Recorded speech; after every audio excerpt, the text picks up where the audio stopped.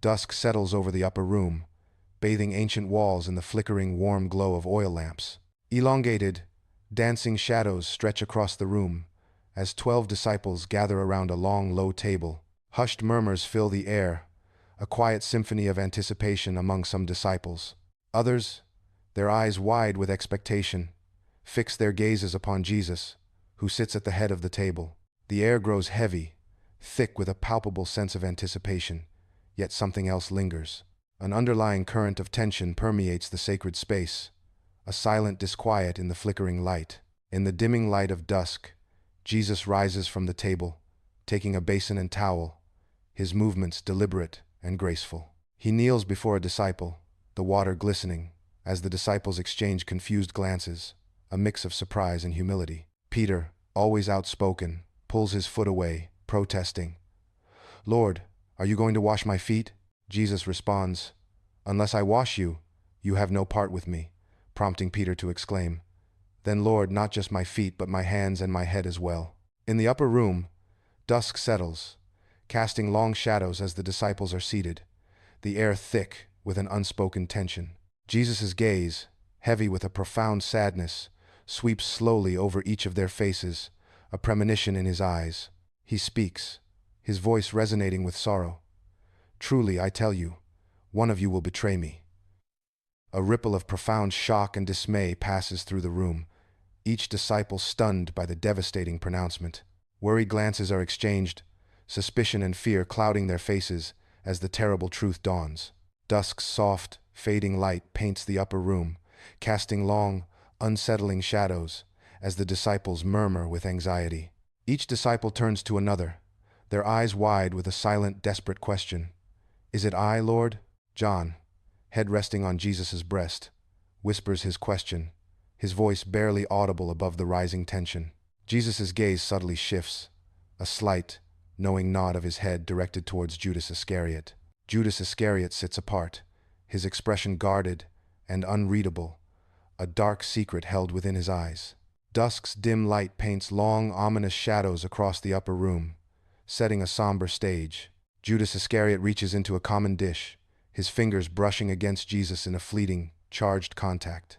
Their eyes lock, a silent, heavy conversation passing between them, thick with unspoken understanding. Judas's jaw tightens, a visible sign of the profound internal struggle raging within him.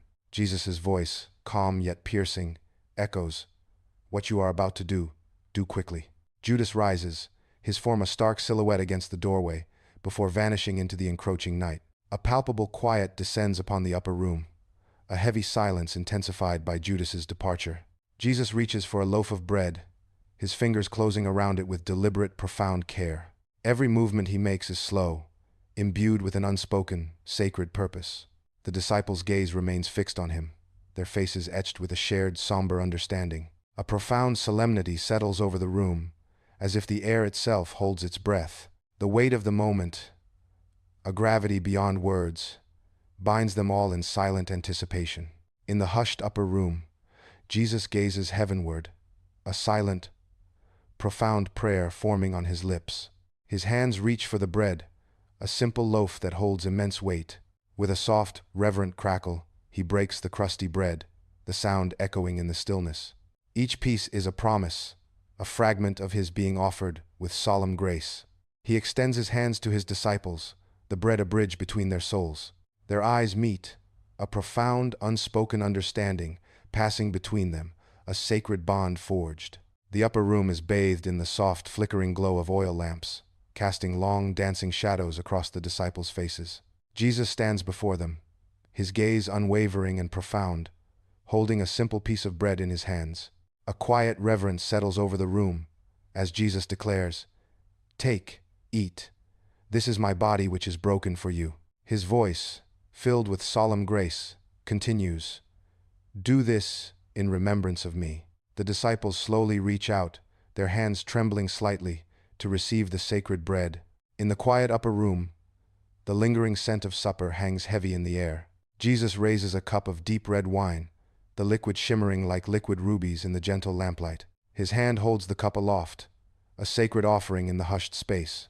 A prayer of profound thanks escapes his lips, his voice resonating with an otherworldly spiritual authority. The light catches his serene expression, reflecting the depth of his devotion.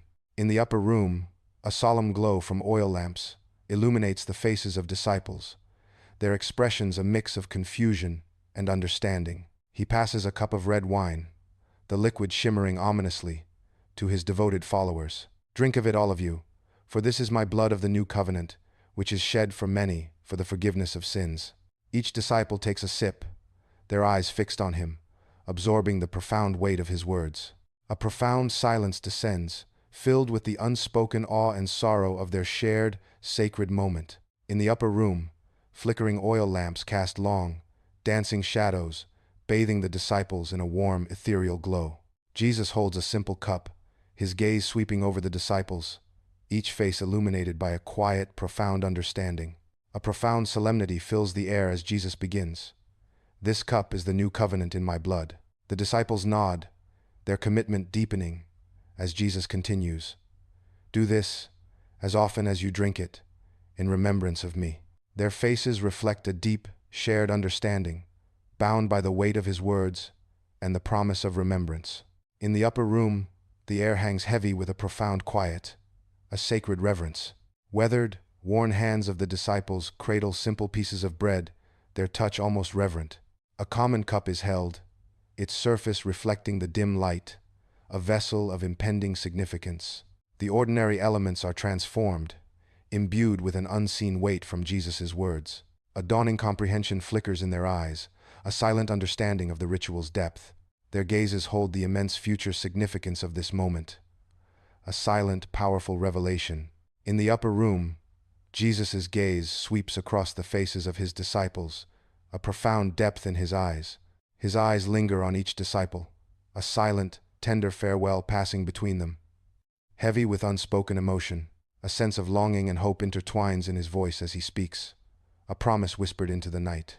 "I will not drink again of this fruit of the vine until that day when I drink it new with you in my Father's kingdom." His words resonate, a testament to future glory and shared joy in a kingdom yet to come. In the upper room, disciples exchange poignant glances, a tapestry of shared understanding woven between them. Tears glisten in some eyes, while others hold a resolute gaze, a silent testament to profound sacrifice. They grasp the immense love behind Jesus' words, a truth that echoes in the hushed chamber. The sacred meal concludes, yet the true ceremony of their unwavering faith has only just begun. In the upper room, Jesus rises with deliberate, calm grace, his presence commanding. The disciples, a mosaic of awe and dawning understanding, slowly rise with him. The air, once heavy with unspoken anxieties, now hums with a quiet, powerful unity. A profound silence settles as they begin to prepare for their departure. Each movement is imbued with the palpable weight of the newly instituted sacrament. Their faces reflect a shared, solemn understanding, bound by a sacred moment. In the upper room, faces of the disciples are bathed in a soft, dim light, their expressions serene. Their voices, a soft yet firm hymn, fill the sacred space. Resonating with profound emotion, they begin their descent down a flight of stairs, their forms gradually consumed by the encroaching darkness. Forever changed by the sacred meal, their figures vanish into the night, leaving echoes of their hymn. The last strains of their song fade into the silence, marking their departure into the shadows.